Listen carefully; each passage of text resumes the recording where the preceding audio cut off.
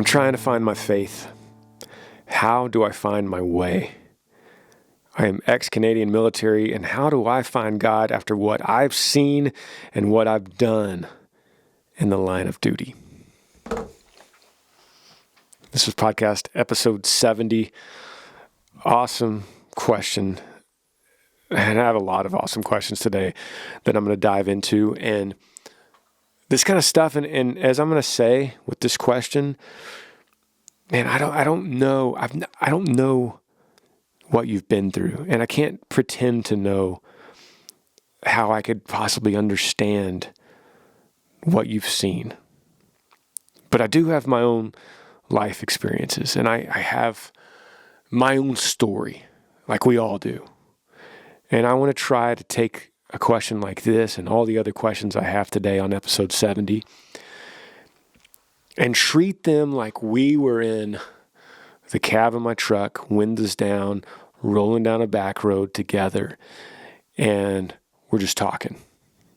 Or maybe a better analogy is we're sitting around a campfire, late night, nothing but the stars, staring at our boots sitting up there on the rock, burning campfire. And hey, man, can I ask you a question? How do I find my faith? I'm ex-Canadian military. How do I find God after what I've seen? Those are the kind of questions that you would ask in a late night campfire with your buddy. And that's how I want to answer it. Not that I would have the answer to this, the right answer, but I'm going to have my way of helping navigate through that. And that's what we're going to do today. And if you have a question or on any topic or a shout out or anything at all, email Granger Smith Podcast at gmail.com. I would love to hear from you. I would love to dive into it. We do this every single Monday, wherever you are. Whatever you're doing right now, whether you're commuting to work or you're an over-the-road trucker or you got your headphones in and you're in the middle of a workout or a walk, or maybe you're just driving and you got it cranked up in your car or your truck, thank you for letting me come through your speakers. Thank you for letting us have this conversation every single Monday. Whatever platform you're listening on, I appreciate you. Welcome to the podcast. This is episode 70.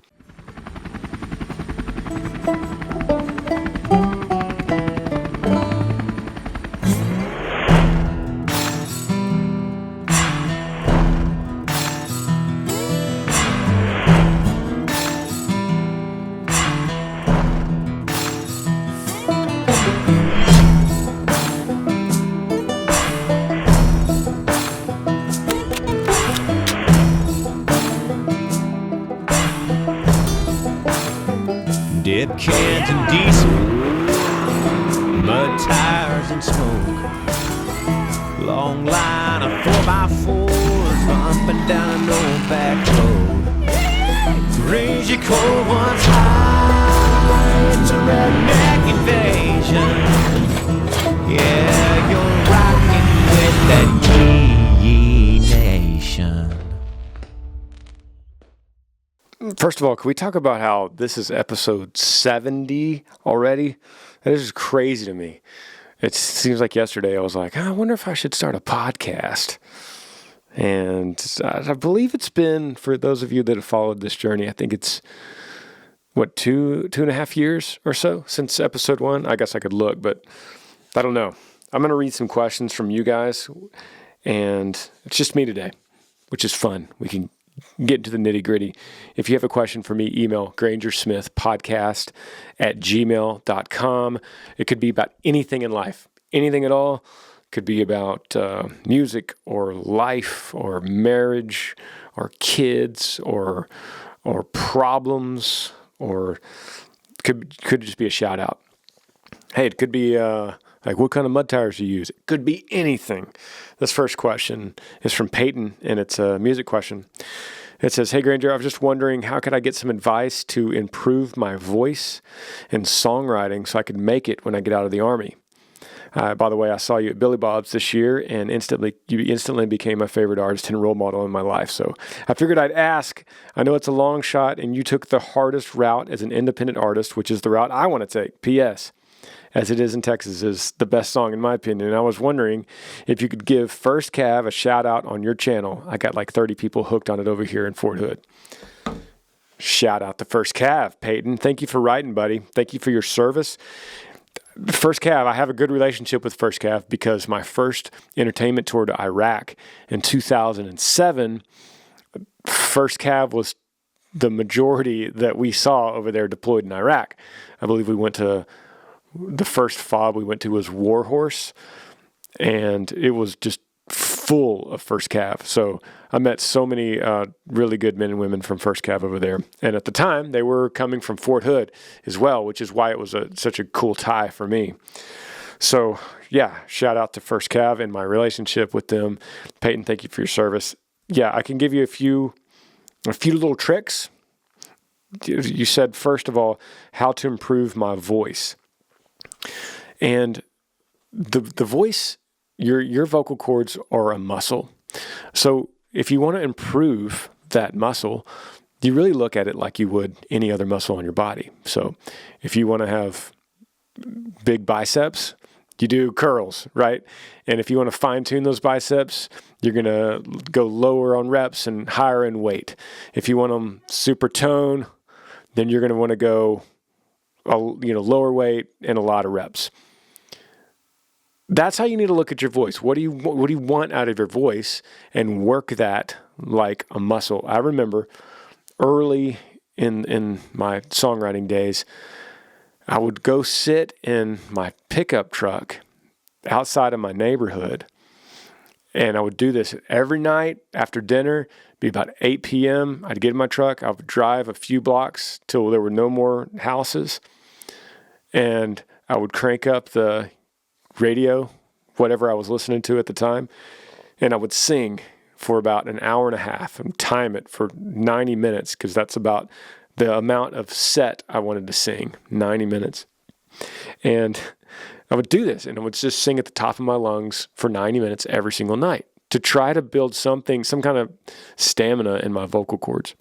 And I remember one night, a police officer came and pulled up right behind me and turned on his lights. And I was thinking, well, this is awkward. I knew I wasn't doing anything wrong, but I just thought, this is weird. So the officer walks up, roll down your window, So I was like, hello, sir. And, it's like the typical, what seems to be the problem, officer? And he said, what are you doing? And I had nothing besides the truth to tell him. I said, I know it sounds weird, sir. I'm sitting here in my truck. I do this every night because I'm practicing singing and trying to build up the strength of my vocal cords. And he said, you're doing what? I said, yeah, I know it sounds crazy, but I crank up the radio, and then I sing along. I'm a singer, and I sing along, or I'm a wannabe singer. And I'm trying to get stamina in my voice by singing a lot of songs for 90 minutes. And he was like, did you know that in this spot where you're sitting, we've had a lot of calls about lumber theft because of the new houses that are being built around here. And you look like a pickup truck that fits a description of somebody that was out here stealing lumber. And I was like, no, I didn't know that. And it's not me. I'm just sitting here singing. And he said, where do you live? And I said, just a couple streets over. And he said, let's go, show me your house. So obviously he didn't believe me. So I was like, okay. So fired up my truck, drove down, it was like a 30-second drive. And I buzzed the garage door. And as soon as my garage door started going up, he rolled down his window and goes, okay, cool. Be safe out there. It's like, that's the proof he needed to show that I actually did live there and I wasn't lying. So long story short, I did that for a long time until I started getting gigs the gigs took over that exercise. And then over a decade of singing in gigs, then from there I would go, okay, why am I so sore today? The next morning I would get really sore. And so then that night I would try to alter my singing and try to put the voice in a different part of my throat.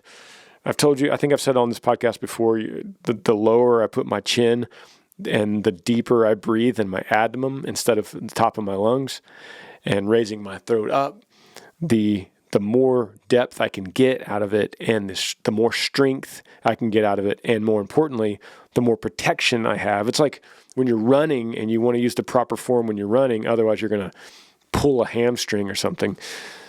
Everything that applies in the body, it's the same with your vocal cords. So it takes practice, it takes endurance, it takes literally strength training, and it takes a knowledge of feeling the way that it's supposed to go. And unfortunately for me, that took years and years and years. For you, I feel like some people are just natural singers and they just come out of the womb singing beautiful music. I'm not that way. It took a lot of years to kind of find where to put my voice on a song. As far as writing, I get this question a lot. How do you write songs? The brain is a muscle to me. It might technically not be a muscle for you cerebral surgeons out there, but it takes practice, and it takes discipline, and it takes 1,000 bad songs to find maybe a 1/2 good song. And I always, in the songwriting discussion, I always say, start with an instrument. Start playing some kind of instrument, because that instrument will then create a spark that starts the fire of songwriting. And I love to start with guitar. That's me. I also like piano. But technically you could start with anything. Probably not violin. You probably can't write very many good songs to just a violin. Great instrument to play, but you need to start with some kind of instrument that makes chords. And let that inspire you. And after that, after you're playing chords, it's just poetry. You're just writing poem. Everyone could write a poem. It doesn't even have to rhyme, technically, just words to chords. And there's no bad way to start. You could start that way. But it takes discipline. And you're in the Army, you're in First Cav. Discipline is the name of the game. So thanks for writing in, buddy. And we could elaborate on another question later at some point, maybe.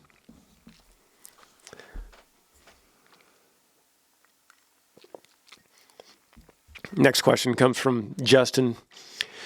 He says, "Hey, Granger, this is Justin from Overton, Texas.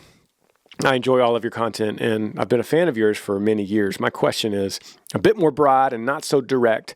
Everyone seems to think that your job is all glitz and glam. I would be curious to know how you pay state taxes in the states that require it and all the states that you perform in. How does that work, and how does it affect your overall income?" Yeah, good question, Justin. And so basically it happens gig by gig basis. We will play something in Minnesota, and when we settle up, when Chris, my tour manager, gets the money and the contract signed, there's a tax form signed with that as well. At the end of the year, we'll get 47 tax forms from 47 different states or whatever we played that year. And it says the state, the city, and how much income my touring company made in that state. Sometimes it's very little if it's just one gig, and sometimes it's a lot if it's a state that we've returned to 3 or 4 or 5 times outside of our home state of Texas. So it's that simple. It really is. Typically we get paid by a check, and there's a couple signatures involved, and tax forms come at the end of the touring season. We make allowances, for what we need to withhold for each state, knowing that every state is different.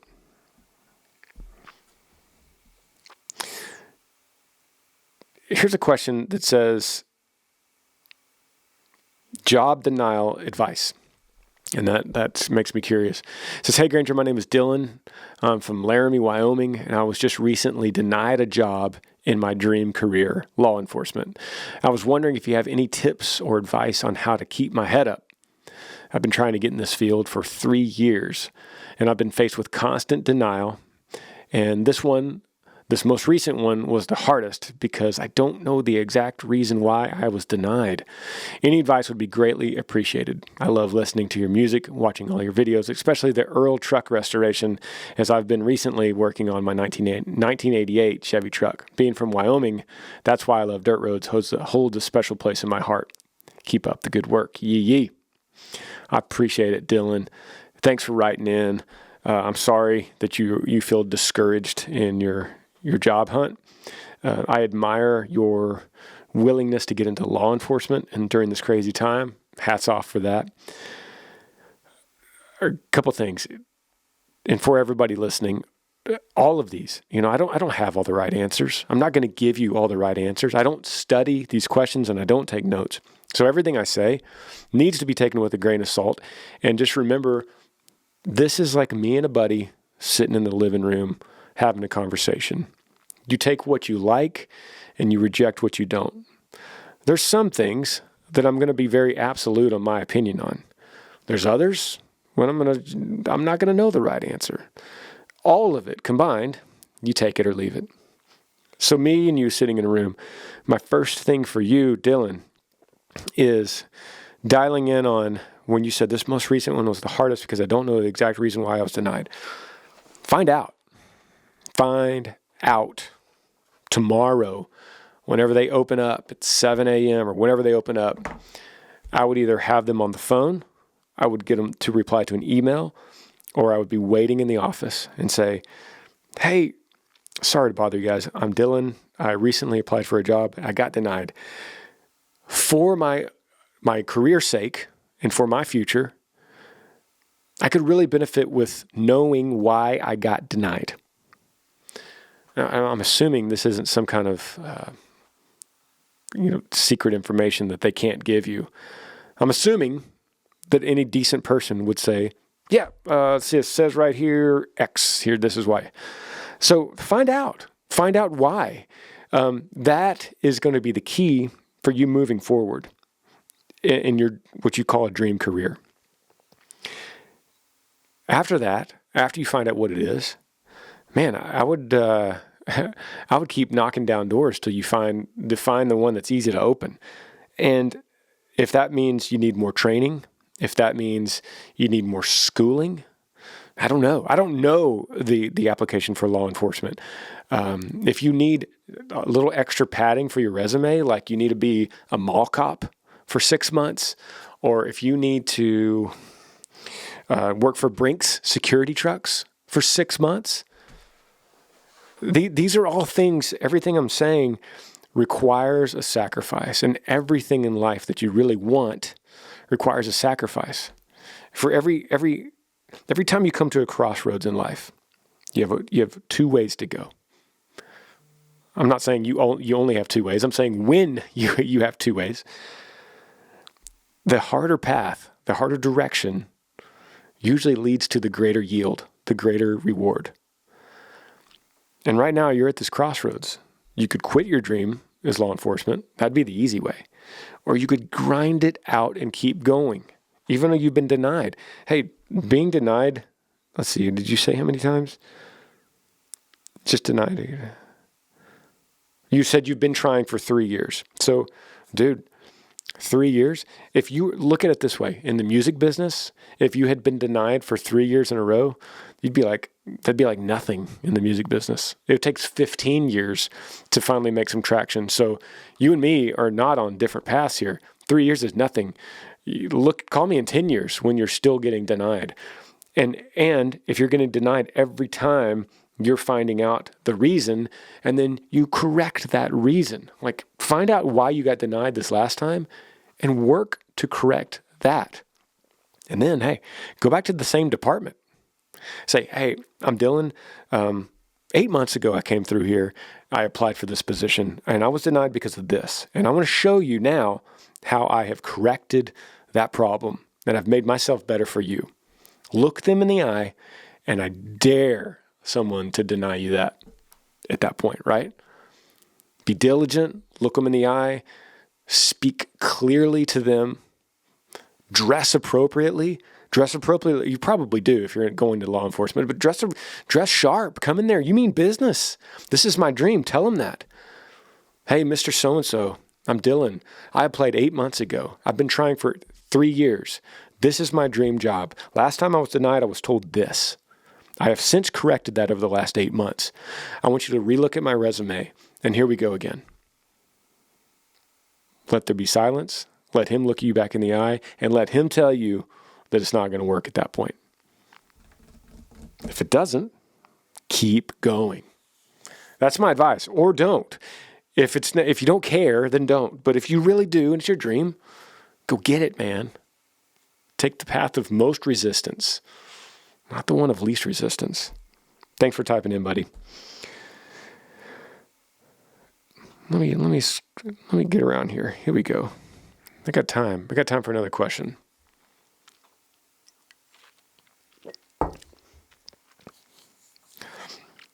This question from Scott. It says, girl dad advice in the subject line. Hey, Granger, my name's Scott. I'm from North Carolina. My wife is pregnant. We just found out today it's a girl. You're actually the first person I'm telling through this email. This is our first baby. I'm so excited and so terrified. What advice do you have for first-time dads, or specifically first-time girl dads? I'm a longtime fan and I appreciate all you do. Can't wait to see you in North Carolina.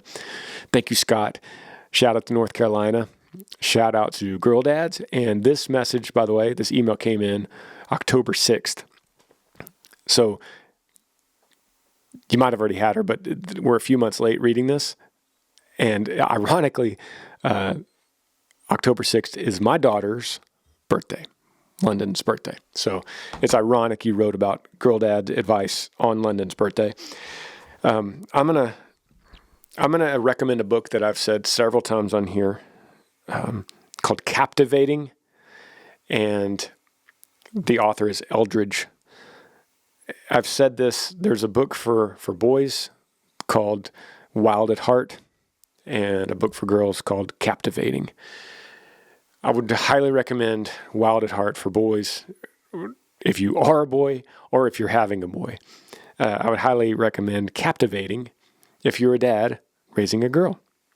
If you're a woman raising a girl as well, or if you are a girl. I just really like those books, and they're written by Eldridge. And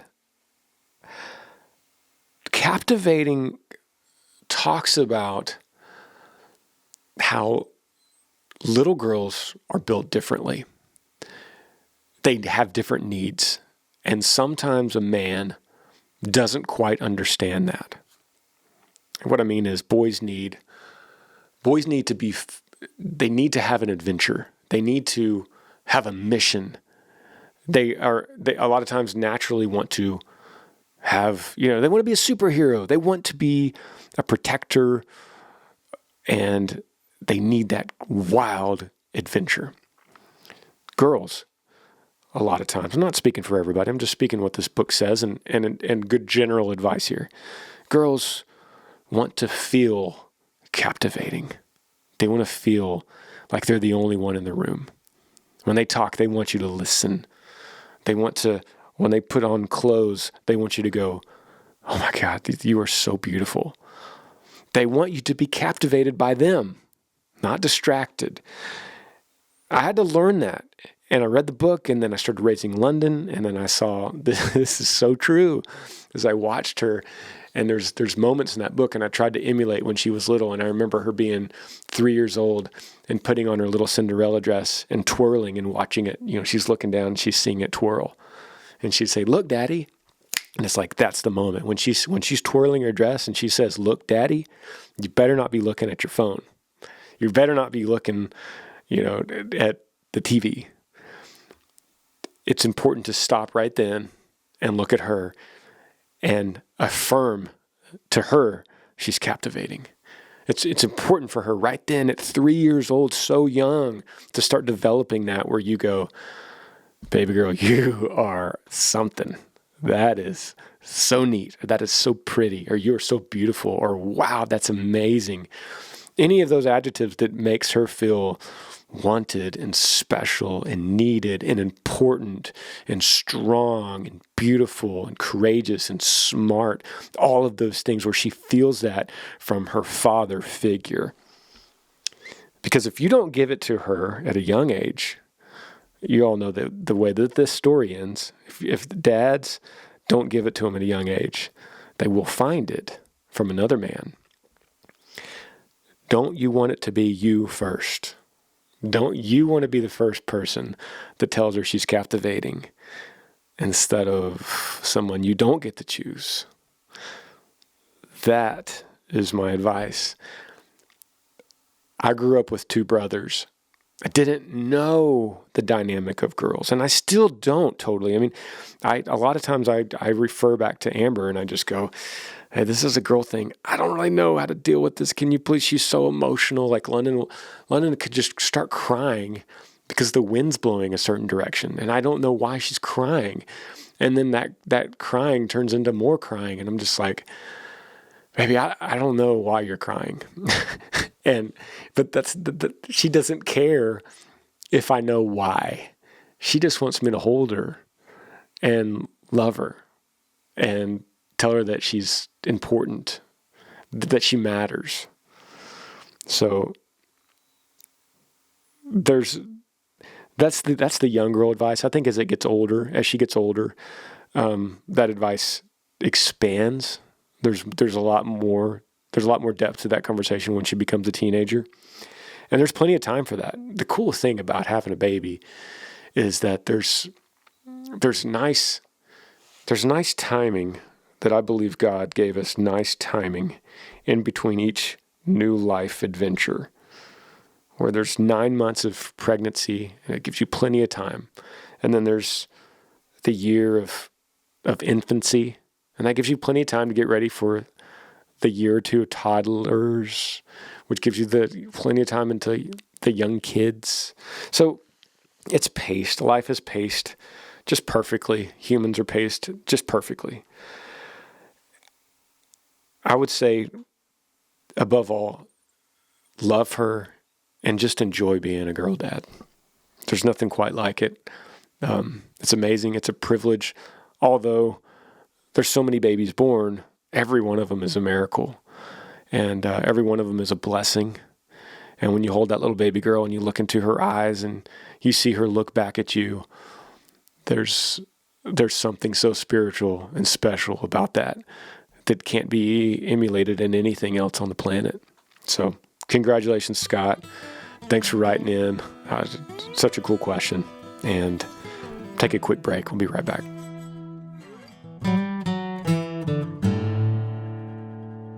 I have some sponsors for the podcast today. I want to talk about, I don't know about you, but I always feel like I'm looking down at my screen. It seems like now more than ever.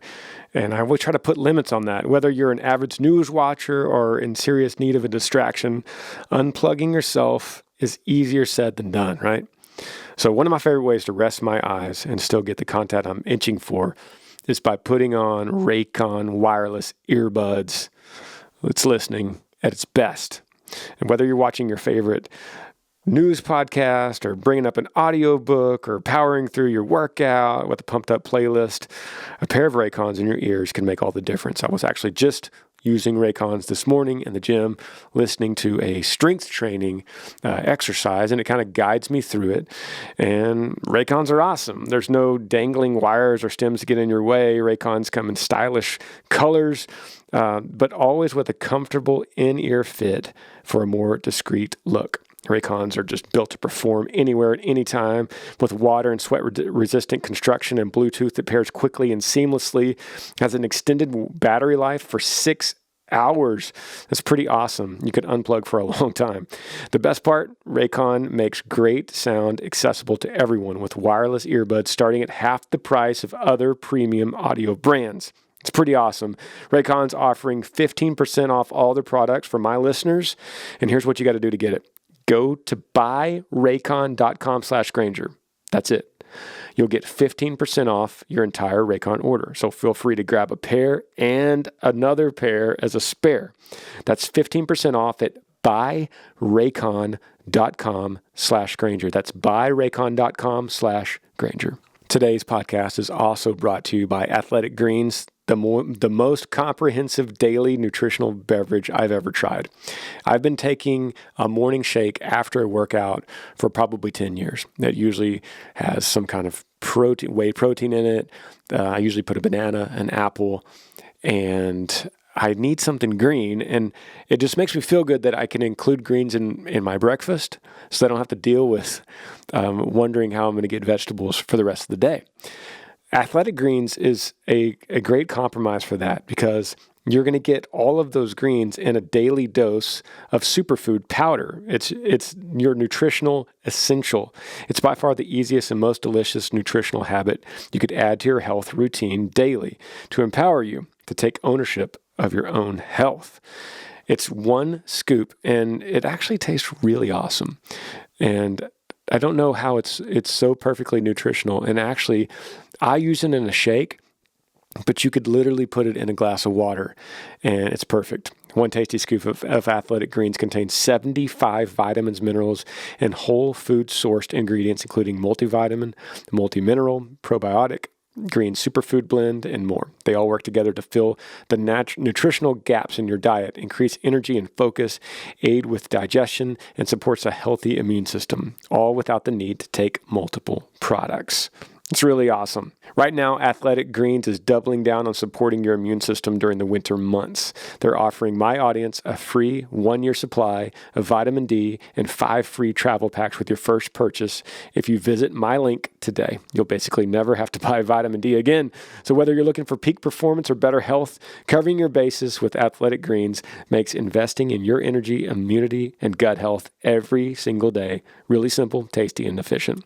Simply visit athleticgreens.com/Granger and join health experts, athletes, health-conscious go-getters around the world, and me who make a daily commitment to their health every single day. Again, go to athleticgreens.com/Granger and get your free 1-year supply of vitamin D and 5 free travel packs today. Podcast is also sponsored by ShipStation. If you sell your stuff online, you're definitely in the right business. More people are shopping online than ever before. I could attest to that with Yee Apparel. That means a lot of orders are coming in, and a lot of orders you'll need to ship out fast.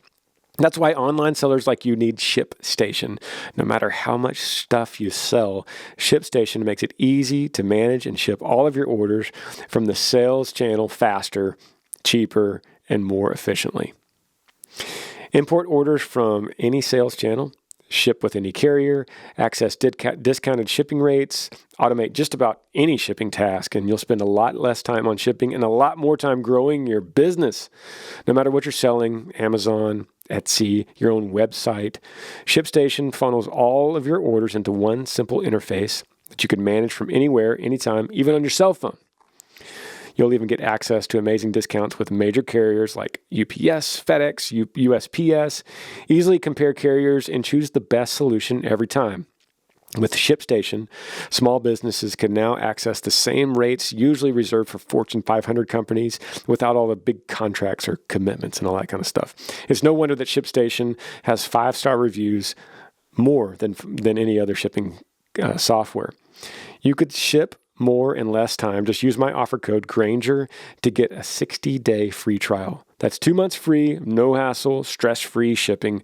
Go to ShipStation.com, click on the microphone at the top of the page and type in Granger. That's ShipStation.com. Enter the offer code Granger. Make ship happen.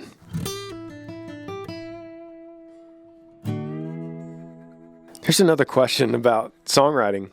It's from Bart from Cherryville, North Carolina. Shout out to North Carolina. Bart says, as a songwriter myself, how do you write? Do you write down a line and go back to it later? Or do you just start a song and finish it? Do you write every day? Do you have a certain amount of songs that you try to write? I have listened to your music for years and love it, and purchased your projects, including Country Things. Yee. Thank you, Bart. Thanks for writing. And I guess I could never answer the songwriting question enough, because I will probably answer it different every time, and I've almost answered it pretty much in this podcast. But I'll say to your specific question, how do you write? Do you write a line? Do you go back to it later? And my answer to you, Bart, is all of it. Everything you said. I wish that it was the same pattern every time, would make it easier. But my songwriting is different every time, depending on the inspiration behind it. I can't control the inspiration. It just happens. Sometimes there's an idea I really want to write, and so I try to hash out that song. Sometimes there's an idea that I didn't intend to write. It just came to me, and so I start. And most times I'm writing 2 or 3 or 4 at once. So when I'm writing for an album, like right now, I don't have anything on my books, nothing. I'm total clean slate since Country Things came out, the album. But during the height of writing for an album, I could have 7 songs going at once. One of them has a verse. One of them has everything but the bridge. One of them just has a line and a bunch of melody. One of them has a title and nothing else. One of them has just a melody that's complete but no words at all. And that's typical. And sometimes one song will jump up and finish before the rest of them that I'd already been working on way before that. So there's just no rhyme or reason. Well, there is rhyme, technically. But let me walk you through an intentional writing day for me. Meaning there's a clean slate throughout the year. On my phone, I have an iPhone, and I use Notes, the little yellow app for those of you with iPhone. I use Notes, and I have a page on those notes that says song ideas /titles. And wherever I am, whoever I'm talking to, or maybe I'm watching a movie or a Netflix series or something, the wind blows a certain way, and I'll go, that's a cool idea for a title. I mean, literally you could say the wind blows a certain way. Whatever. It doesn't matter what the title is. It could be, if you take all your favorite songs and just read the titles, some of them aren't special at all. They just become songs. Some of them are very special. But I'll have this running list. There's probably 300 lines on this notepad. The oldest ones being from like 2006, 2005.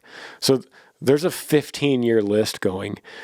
And some of those poor ideas will probably never get written. Some of them, I came up with the idea last week, and now I'm already writing it. Some of them are 7 years old, and I'll look back and I'll go, wow, I wrote that 7 years ago. That's actually pretty cool. What I do then is I also have voice memos on the iPhone. Thank God for the iPhone these days, right? This used to be a tape recorder and spiral notepads. I'll use that voice recorder, and I'll think of a melody like do-do-do-do-do, whatever, and I'll pick up my iPhone and I'll go do-do-do-do-do, whatever. And then sometimes it could be a line that's tied to a melody, and I'll record that on the voice memo. So then the day that I'm writing, I usually do my best writing in the mornings. I'll sit down, cup of coffee, no distractions, airplane mode on the phone, and I'll put a guitar in my lap, and I'll start hunting down the voice memos versus the notes. And I'll find which voice memo matches which note, meaning which melody matches which song title or line. And I'll look through, depending on the mood I'm in, I'll start with melodies, and I'll start listening, and I'll get to melody number 6, and I'll go, oh man, that sounds like today. And that's like rain. Maybe it's raining outside or something. The day can match the song totally. It's kind of raining outside. And by the way, sometimes the song could match the day in an opposite way. Like it's raining, but I'm going to write a sunshine song because I really miss the sun. Or it's wintertime and I really want to write a summertime song. Or it could just be summer and I'm really inspired by that, so I write that. But I take the melody number 7 and I go, I love this. I'm really feeling this today. And then I keep that playing on loop, and I'll start going through down the list of my notes, and I'll go, not that one, not that one, not that one. Could be that one, not that one, could not that one. Maybe that one. Ooh, that's a good one. So then I'll have three, a maybe, a could be, and a yes. And I'll try to sing that line to that melody in some way. And sometimes they're a perfect match, and sometimes they're not. Sometimes I have to force it. Sometimes I have to slow the melody down or raise the key or lower the key. It's a big math problem. And some days this process is like boom, boom, boom. Wow, there's a song. And some days I start that process and years go by, and there's nothing more than just the original melody number 7 and the line that I liked. It's a long game. I think I said that earlier to the guy trying to get the job in the police academy or the police department. These are long-term commitments. It's never a quick thing. You put the effort into this kind of career, and you set your goals for a long time. And one day, somebody told me this, even the blind hog will find an acorn every once in a while. Take it like you will. Even the blind hog will find an acorn every once in a while. Thank you, Bart. Okay, let's go to the next question here. Let's hey Granger, my name is Jason. I'm from Summit Hill, Pennsylvania. Shout out to Pennsylvania. If for some crazy reason the music industry was non-existent come tomorrow, what would you do as a backup plan / career moving forward in order to pay the bills and support your family? Have you ever put any thought into such a thing? Thanks for your time. See you down the road. So, Jason, you mean like 2020? Because that pretty much happened. The music industry pretty much became non-existent in 2020, and it still is in 2021. So, yeah, buddy, absolutely. I think about it all the time, and I've always thought about it. And it's one of the reasons that Yee Yee Apparel is such a blessing, because Yee Yee Apparel is completely independent of my music. Meaning if I stopped putting out music today, I'm still in the apparel business. I still have this miniature empire that me and my brothers have built. So proud of that. And that's a great fallback plan. I will say this, Jason, I have 1,000 jobs. I have not counted them, but I have, my job as an influencer, which includes, it kind of includes this podcast, because I read my ads on this podcast, and that definitely helps pay the bills. I have Cameo, which I'll go in there every day and do cameos for video messages for people. I have my YouTube hustle that I have going on. I have Yee Yee Life, the Granger Smith channel, which is this podcast is on the Granger Smith channel. Then I have the Smiths, my family channel. So we have advertising through that. We also get paid through Google AdSense, through those, how many views we get. So those are, to name a few, just my few side hustles. I also have songwriting, which I just got a Daryl Worley cut, which is awesome. I don't know if you guys remember Daryl, but I just got the message today that a song I wrote a long time ago is going on his newest album. So I have a lot of irons in the fire. I work with a lot of different people doing a lot of different things. And if the music business crashed for the rest of 2021, that's the backup plan. If your question meant to be, if you hadn't done music to begin with, what would you be doing now? That's another kind of common question, and maybe that's more of what you meant, Jason. Then I would say, I have a degree in history, and that would probably lead me to being a coach. I really like coaches and what they did for me in my life, and the ability to inspire young people through athletics and life is definitely a passion of mine. And I could see myself at a little town high school being the history teacher and the football coach. I could definitely see that. And I would enjoy that a lot. I would also enjoy being in agriculture, being in farming, being in ranching. I'd love that too. I love that aspect. So the problem with being in agriculture at a manageable scale is that these days you almost have to inherit the big farm in Iowa or the big ranch in Texas. You almost have to just inherit it from your family line to get into it. Because no one wants to go and, drop millions of bucks in a farm in Illinois and start from scratch, farming corn. So, yeah, I think those are your answers, Jason. Thank you for writing in, and shout out to Pennsylvania. Love you people in Pennsylvania. Here is a question that I saw come through. And this question is from Chad. He said, I'm trying to find my faith. How do I find my way?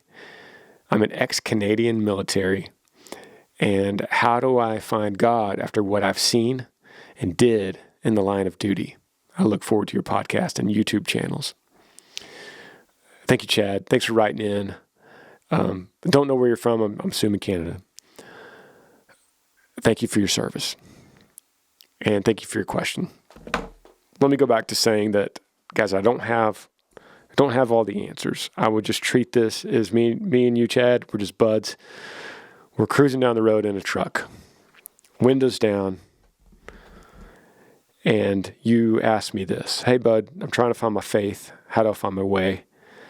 How do I find God after what I've seen and did in the line of duty? And the reason I even give that, the reason I have to say that is because I don't know what you did and saw in the line of duty, and I can't begin to act like I know about that. And it's a terrible price that we have to pay for the freedom that we enjoy, that the sacrifices made by men and women like you come with the repercussions of the devastating mental health issue that follows. The fact that you're asking me and wondering is awesome and so encouraging, because the other path is the total self-indulgence. Everything you buy takes you faster and faster and faster and gets you drunker and drunker and drunker. Or you're slipping into a terrible depression of some sort. And so you're asking what I think, in my opinion, is the right questions. How do I find my faith? How do I find my way? If you're asking me, Granger Smith, I'm going to say all of your answers are in the Bible. And then you come back to me, as in our conversation in the truck, and you say, the Bible's so big and it's so boring and ominous. And what is it? And where do I even start? Like, there's all these pages in there, and I don't know, I don't understand it. And don't, everyone just choose their own religion, and isn't it all the same? Like, isn't God just there, and it's all the same, and it doesn't matter, you just pick one? Then why does it matter to find the Bible? I'll tell you why it matters. One of the many reasons why it matters is you have been called to search for it, which is why you emailed me. Whether you like it or not, or whether anyone listening to this podcast right now, wherever you are, disagrees with me, it's the truth. Chad was called to write this email to fill a void that he feels like he is missing, that he can't fill with a girl or with a child or with a pretty sunset or a vacation at Disney World or a red Camaro or skydiving or the bottom of a whiskey bottle. There's something more. And all of us are built with a God-shaped hole in our soul. And there's only one thing that could fit a God-shaped hole, and that's God. It's really hard to deny that truth when you see a question like this from Chad, who's obviously looking for that, to fill that void in his soul. So, at this point, the windows are down, we're cruising. You ask me, where do I even start? And I say, you start in the New Testament. Start in Matthew, chapter 1. That's a good place to start. You could start at the beginning. You could start at Genesis, the Old Testament. But the Old Testament, there's a lot of things in that Bible, in that big, confusing, multi-paged mass of a book. There's a lot of things in there that are not made, they're not written, for a young seeker, if that makes sense. There's a lot of things that are solid food when some people still need breast milk. And that's not in any way demeaning to you, Chad, but you need breast milk right now. You need the basics, the most broken down version of food to digest. And so I would start in Matthew. There's a million devotionals you could read. There's a million YouTube videos or pastors or churches you could go to. But it's funny, my bus driver Bull brought this up to me, and he said, it's almost like if you don't start with the story of Christ, then you're risking walking into a church as if you're walking into a movie that's already played halfway through and you have to try to catch up. So I would say, open up that book to Matthew. And before you even touch a word of it, you say, God, it's me, Chad. I know that I haven't really talked to you before. And I know that I'm searching for you, and I don't know if I'm worthy even to talk to an almighty creator. But if you're up there, if you're listening, I want to read this book and try to understand it. Can you help me understand it? If this is real, can you make these words real to me? Can you make this fit that heart-shaped void in my soul? Can you do that for me? And then start. And keep an open mind about it. Keep your ears open. Keep your eyes open. And soak it in. Because, Chad, what you're going to find in there is all the answers. 1,000,000 times more than I could ever begin to even start with. But you saying, how do I find God after what I've seen and did in the line of duty? Your answer is in that book. Because in that New Testament, everything that you did is forgiven. Everything is forgiven. Everything. And there's people in there that wrote those books that did a lot of bad things. They saw a lot of bad things. And through that word, they were saved. And I'm trying to pick my words here because there's some, like I said, it's breast milk, right? And I hope you wrote this to me on November the 9th. I hope that you write back in a couple months after this podcast airs and you say, hey, I did it. And be honest with me. I did it. And it wasn't for me. I didn't get anything out of it. Or, man, I started reading it, and I realized as I'm trying to understand it, I think this book actually understands me. And the questions I had, They're answered right here. And I know it was written a long time ago, and I know that these words have been historically proven to be true and not changed because the Dead Sea Scrolls that we found recently, these words are real. They're not just some medieval translation that some king decided to. I realize that. And I realize that although it was for a lot of people, it kind of sounds like it's talking straight to me. And that is that little piece that fits straight into that God hole in your soul. And don't let me be the testimony for you. You be your own testimony, because proof in this stuff, proof in this faith, doesn't just come because you just randomly believe it. It comes because you feel the transformation inside you, like I have gone through in the last 2 years. You feel that change, you feel that restoration, and you go, I know it's real. Not just because of some fairy tale or because what people tell me or because what they say I'm supposed to believe what I don't see. Not because of that. Because I feel it. Because I feel that void is gone.